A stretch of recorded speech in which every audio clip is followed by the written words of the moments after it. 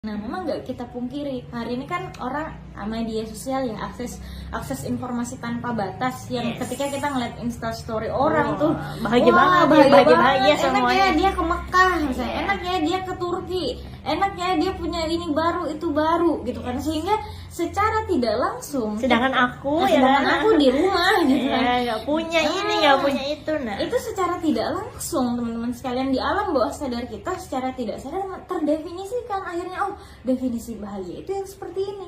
Akhirnya apa, kita nggak punya definisi bahagia sendiri, akhirnya kehilangan identitas diri, akhirnya apa, insecure, akhirnya apa, quarter life crisis, akhirnya apa, mental illness, akhirnya apa, gue stres banget nih, kok hidup gue gini-gini banget sih. Akhirnya muncul penyakit-penyakit atau pikiran-pikiran negatif seperti itu yang pada endingnya bikin stres. Kita ramai-ramai akhirnya bikin stres, akhirnya apa, nggak bahagia.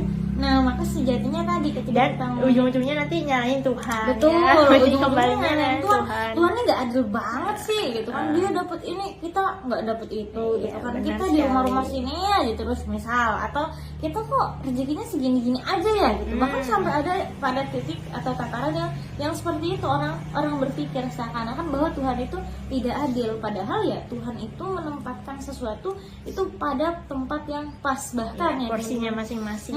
Bahkan saya tuh pernah baca quotes ya, bahwa ketika kita itu tahu bagaimana Allah itu menuliskan cerita hidup kita, kalau kita tuh tahu secara kompleks, maka kita akan menangis terseduh-seduh, terharu gitu kan. Bukan menghapus ya, bukan menghapus bagiannya. Bukan ya. Kita akan sedih ya, kita akan menangis, bahagia, dan kita akan benar-benar indah banget cerita yang sudah Allah tuliskan untukku. Masya Allah. Seperti itu. Oke. Jadi begitu ya caranya, maksudnya kita untuk